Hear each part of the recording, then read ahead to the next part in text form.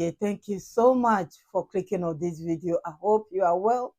I hope your day is good. As you can tell, I'm going to react on various videos, not only one. But please listen to this PM Minister, one of the prime ministers of Kenya, what he has to say about Captain Ibrahim Traore. It will make sense when you listen to this video up to the end. Thank you so much for your time. Wars are extremely expensive. If you don't have a way through which you will fund your war, then you better not start it. So the unfortunate situation in that country, and we need to check, unfortunately they are not part of the Great Lakes, but this is just to make the point that we need to understand our continent better, is that since coming into power by the bullet of Captain Ibrahim Traore, they have lost 40% more territory to the terrorists that were ravaging people. So it's easy to read all these things online, TikTok, and people say, oh, learn that despite all this hype and the things that we read about, the things that they are doing, you know, first of all, I am not a fan of coups. I am a firm believer in democracy. I strongly believe that if there were lesser coups in Africa and more transitions by the ballot, Africa will advance better than it is doing through coups and by the power of the bullet. Thank you so much, families, for listening and watching. I kept that video for more than a month now. When I saw it, I was upset. I wanted to react. I said, no, put it down and keep your eyes on them. What will happen? I know many of you are surprised to see the general in Kenya. Why are you surprised? President Ruto has already sold his soul long time ago, and we know what is going on. We know the Jesus want him to go, but he's still there because there are powers behind him. So why are you surprised that he is there? Let's listen to him, and I'll be back. All right, so it's about countries perhaps taking up their own autonomy. General, let's talk about countries taking on their own autonomy. You are on African soil, not for the first time, but this would be a good moment to ask about one of the countries that has taken its own autonomy, and that's Burkina Faso. Your remarks recently at the Senate seem to suggest that he's diverting, General Traore, is diverting its 4 billion gold reserves to sustain his military rule rather than for public welfare. These remarks sparked widespread condemnation across the continent. What did you mean by that statement? Let me speak to Burkina Faso's sovereignty. They maintain their sovereignty. They make their decisions how they use their resources. They make their decisions who their resources go to for military support. That's their sovereign right. But my cautionary tale was just from a military perspective. That was a Senate Armed Services Committee asking me a direct question. Burkina Faso, a lot of great things going on to progress them forward, okay? But then when you look at the military part of it, knowing that that's the epicenter of global terrorism, it was my time to illuminate that this is probably their weakest point, and there needs to be sufficient resources going towards for the whole fight of terrorism in that country. Period. They make their decisions, though. That's their sovereignty, their sovereign right to make their decisions, what is appropriate, what's not. But I wanted to illuminate that it's going in the wrong direction now. ISIS is getting stronger. Thank you so much for listening to him. After he said what he said, he didn't apologize and everything. That is what he has to say about that comment. That is true. The Sahara, there are a lot of terrorists and all that.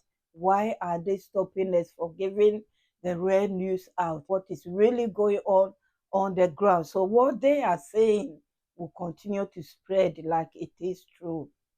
Anyway, our TB News has come back with another old speech that President Captain Ibrahim Traore has given in 2024. Please listen and I'll be back.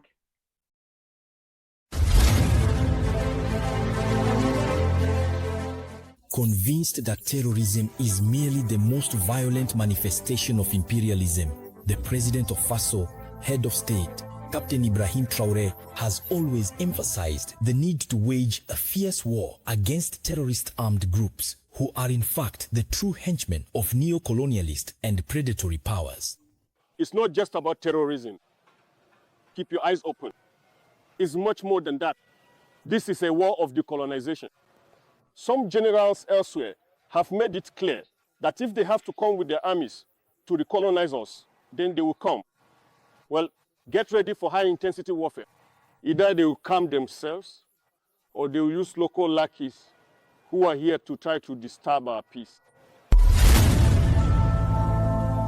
All of Africa is watching us. The whole world is following us.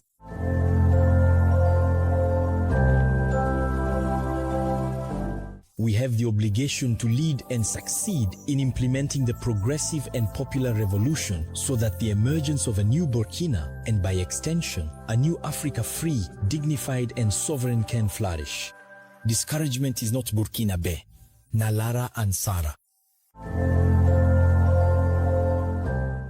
Thank you so much for listening. Yes, it's old news, but they brought it back because of, I think, what is going on right now. Is not backing down. He means his words. When you listen to the whole interview, about 20, almost 30 minutes, he talks a lot, and you can take bit by bit. The reason why I'm not playing it all, because all of us can understand English. You can go there. What is Citizen Kenya or Kenya Citizen? Yeah, that's where the rare one, that's where it happened. I'll link it under the comment section if you want to listen to, but I have enough. This will be the last time I'm reacting on this man. Please, I brought another video about our captain, and that video is very, very long. The interview, sorry, it's long, but I take a bit, and later we'll listen to the voice. Please listen to what he has to say about what has been going on for a long time. Little bit about security. What is the current security situation in your country and, for that matter, in the region? In the region, as you know, the situation is secure. In any case, we are trying to make progress on the battlefields. And that's the first thing, because there are several factors that come into play. On the battlefields, there is progress. If we look from 2023 to today, we have managed to reclaim many areas that we have been able to pacify. However, the enemy is also getting stronger. There are many foreign fighters joining the ranks of the terrorists. Could you clarify? What exactly are you referring to? Yes, the terrorists are being reinforced by many foreign fighters who come from elsewhere, who are not actually... When I look at the case of Burkina, there are many criminals who are in Burkina but who are not Burkinabe. There are also trainers who come from many countries to teach them a lot of techniques. But what is their interest? This isn't terrorism, it's imperialism. Their goal is to keep us in a state of permanent war so that we can't develop and so they can continue to plunder our resources. They have every interest in bringing in specialists in mines to lay various types of mines and specialists in explosives. Thank you so much for listening. That video is about 30-something minutes. I promise you I'll bring a long time ago, and I have him the time he went to Russia. This is the second part of it. It will be ready soon, I promise. Apart from that, I've added another video to this one, how the VDPs are also organizing, advising each other, and the rest. I'll be back, families. The military hierarchy, through the command of the Brigade of Volunteers for the Defense of the Homeland, encourages the volunteers for the defense of the homeland deployed on the ground. Last week it was in Kupela and Yargu in the Tenga area. The VDP were urged to redouble their efforts as Burkina's victory over the enemy is imminent. Love from below, Nicolas Sorok. I have come to you today to convey some messages to you. A mission of the Brigade of Volunteers for the Defense of the Homeland, in contact with the VDP, of the Yargo commune in the Kuritenga province. Commander Yves Bambara carries a message of encouragement from the hierarchy to his men engaged in the defense of the homeland. But before this stage, the battalion chief first preached the same message to the VDP of the Kupela commune.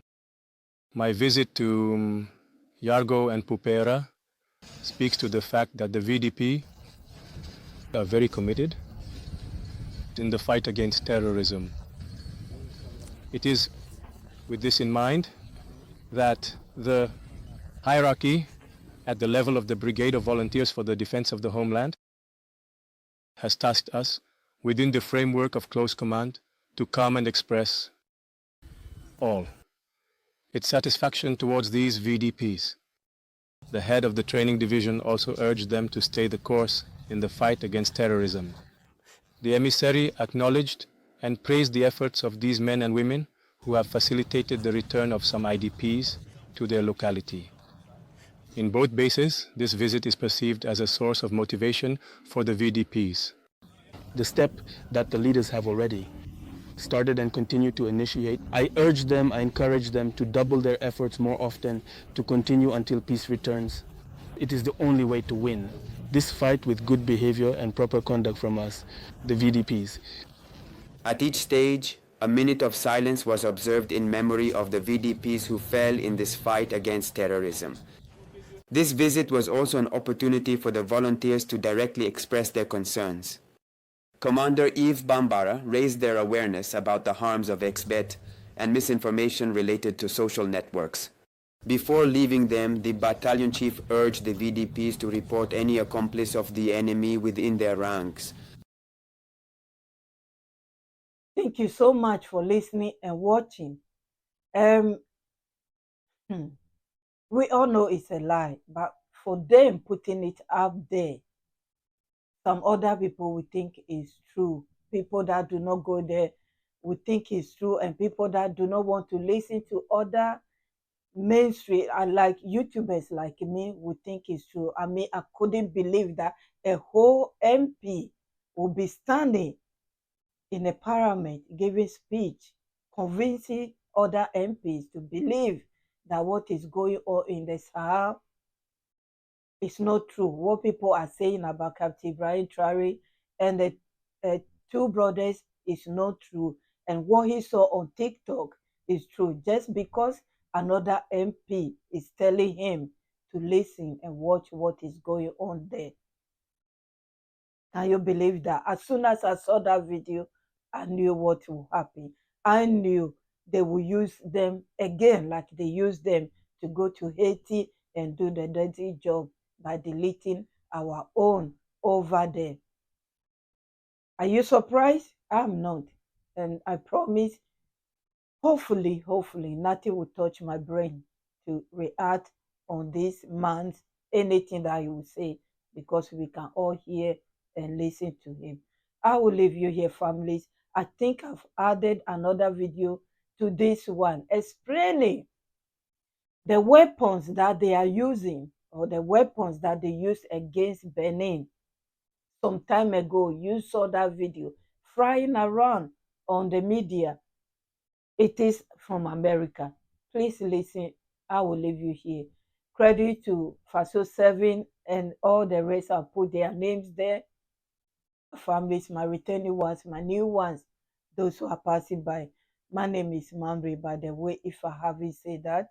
Thank you for your support. I appreciate you, your encouragement, and everything. God bless you all. Bye-bye for now.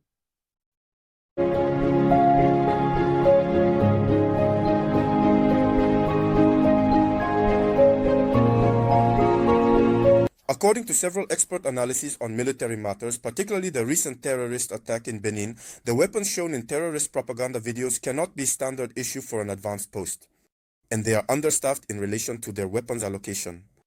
In the previous videos that were released, there are collective weapons, American-made M2HB machine guns equals 5 mortars, PP-87. Chinese-made 51. At the mortar bus with rocket launchers, 3 drones, 3 Type 80 machine guns, W85 machine guns, Type 81 rifles, Type 56 rifles, Type 69 rocket launchers, anti-tank projectiles, and 69 individual weapons, 64 grenades, including 18 Kalashnikovs, 304 magazines. It should also be noted that several vehicles, food supplies, and fuel have been imported. You may have noticed that most of the stolen weapons are used to carry out an attack. More than just defending, better yet, you would have noticed the presence of T-69-1 anti-tank projectiles, even though the terrorists do not have tanks, just motorcycles. But Burkina Faso and Mali have recently acquired them. To operate such firepower, it would have required at least a battalion of between 500 and 1,200 men, which would be divided into several companies between 150 and 250 men per company who integrate into the homeland. And the defense of the command post and the multiple rotations of personnel in missions at the post are reinforced. The essential question is why so many weapons and ammunition if the personnel are not adequate? You may have noticed the attacked post does not have trench systems, let alone protective barriers to defend the combat posts. Regarding the toll, the terrorists claim 70 Beninese soldiers were killed, plus others wounded and capable of defending themselves. Capture things they took care not to show in their videos while highlighting their children whom they use in terrorist acts.